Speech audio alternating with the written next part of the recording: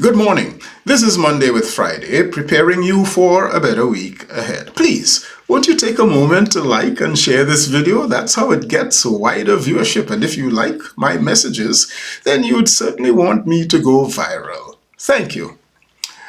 Because statistically, about 2/3 of Americans, generally speaking, would not read widely.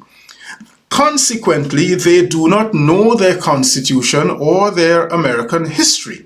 And then they go on to repudiate scientific and historical facts and seem to prefer conspiracy theories and abject nonsense over proven empirical evidence, and therefore have now delivered themselves into a regime piloted by a criminal who has plunged the world, starting with Palestine, Gaza, Ukraine, Venezuela, and now the Caribbean, into prolonged injustices, unnecessarily prolonged wars, and the incitement to war.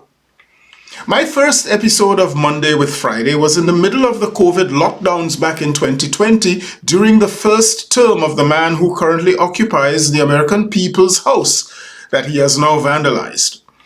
During the past 5 years, I have observed the trajectory of injustice and vileness that have characterized his administration then, and which have increased exponentially during his second term.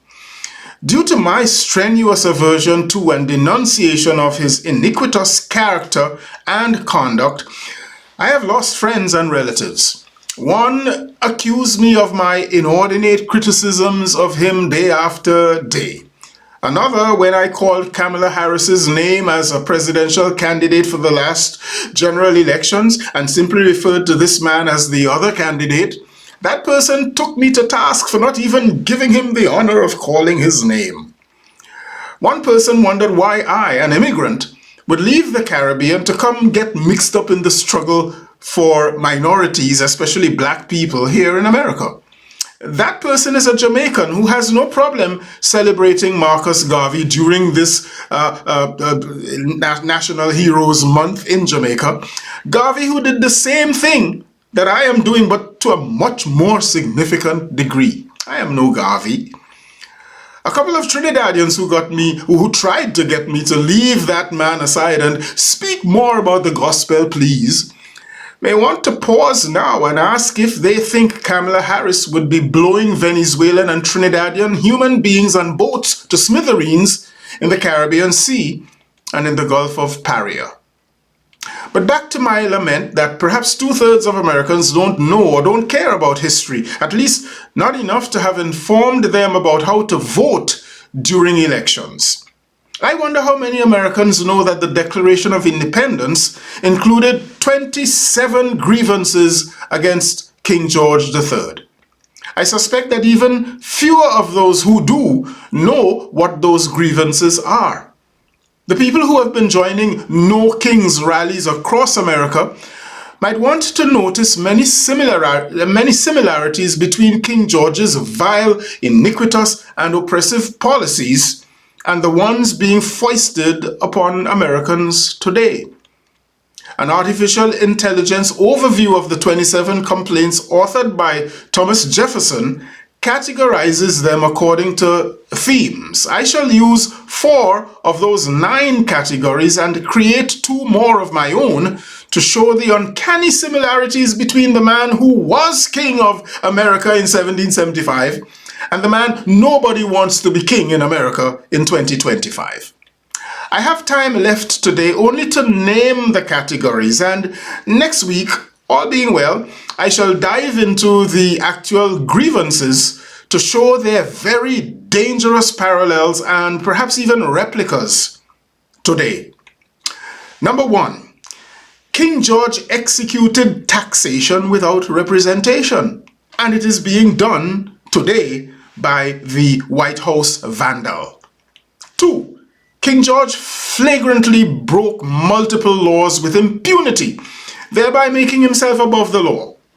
Americans need to stop talking abject and fanciful nonsense when they say no one is above the law, for it is plain to see that somebody in America today most certainly is, for now, that is, above the law. 3, King George illegally taxed trade. What do you think the tariffs are today in America? 4.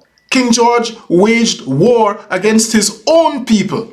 How do you read these goons with guns, with masks, with violence, but without honesty or legal procedures or any serious credentials, now recruited as federal agents, as ICE?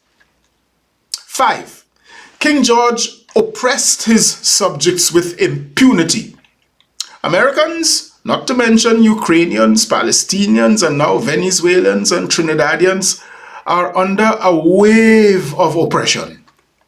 And number 6, grievance number 24, which I shall name in due course next week or the following week, sounds very much like what the vandal-in-chief is doing to the White House and to the American people. Switching gears, let us now offer a prayer of hope and courage for Jamaica facing a monstrous hurricane as we speak. I am not among those people who pray for the storm to pass Jamaica by, for that is tantamount to asking for it to go on to Haiti or Cuba or Central America or even Florida or Mar-a-Lago, no matter how deserved the last one, no matter how deserving the very last one is in that list. That's irresponsible. Neither will a mighty storm like that just dissipate into nothing in an instant. Religious people should be informed by reason and science, even when they seek a miracle. My prayer is that Jamaicans will use every bit of wisdom and every resource they have to be as safe as they possibly can be as the storm passes by. And that the government would be responsible with the people's resources in the reconstruction that is sure to follow if the hurricane does make a direct hit, even though sometimes asking for government integrity might be itself a request for a miracle. Please remember to like and share this video with many other friends. I am Michael Friday, and your week just got better. I hope for Jamaica as well. I'll see you soon. I'll see you again.